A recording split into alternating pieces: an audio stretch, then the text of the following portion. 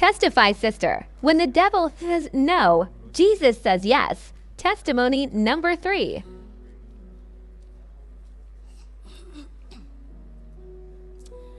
Good afternoon, God's wonderful people. I am here to share some of my testimonies with you, and I'm hoping I'm through, you will all be blessed. Before I share the testimony, you see, there is this word that came to my spirit. It's God, goodness and mercy. At age 17, I have accepted the Lord, and I backslidden, came back to the Lord in 1997 and recommitted, and from there I'm still working for the Lord. Trials come, but I am able to withstand with the help of God. Sorry for reading from the paper because I have so much to say. I'm trying my best because of the time. The church I attended, otherwise known as Gully Road Church, or Board Up. We have few members. I have been given the position of secretary, treasurer, Sunday school teacher, youth leader, and with all this, I love to do the chores of the church. Attending several church functions, at times by myself, and doing fasting in my church, sometimes I'm by myself. I have been known as Sister Faithful. One Sunday morning, I ended up at church, and it was just me alone. After the lady came to minister to us, and she said to me, Sister Joan, I believe that we just need to pray, read the Bible, and go back home. I said, you come to minister the message. Someone is there to receive, and please minister.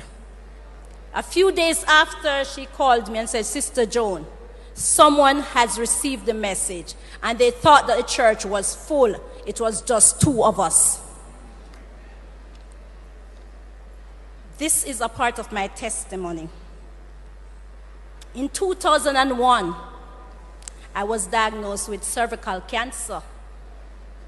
The doctor wanted me to remove my womb, and I said no.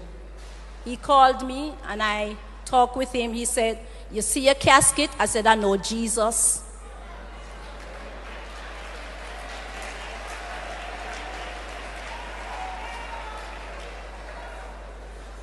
I was also diagnosed a few years after 2008 with multiple fibroids. And I did a surgery, which I have lost a lot of blood. The doctor said, you need blood. But hear what? Jesus said no. I did not receive any. I met in several car accidents, almost take my life.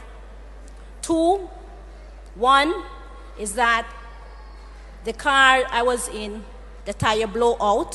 When I called the owner of the car a few days after, the car was right off. The last one, gunman, shoot the driver in his head. He turned over. I suffered neck injury, shoulder, and I believe why I'm walking like this is because of it.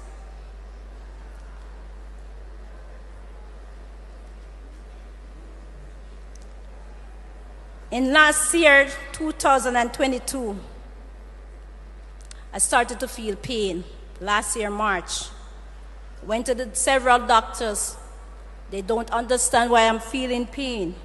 Did an MRI. I was told that I have 2 broken discs. I did not do any surgery.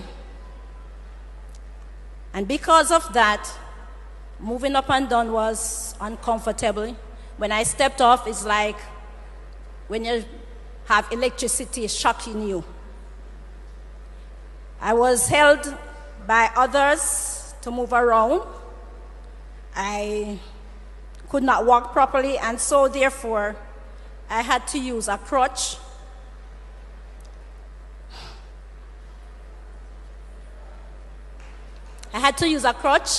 And therefore I had to wear a back brace. That back brace, the bone specialist told me I have to wear it for life. But Jesus, I said, but Jesus, He is my healer. And that's the reason why today I'm not wearing a back brace. I left it at home. It's uncomfortable, people, but I'm trusting God.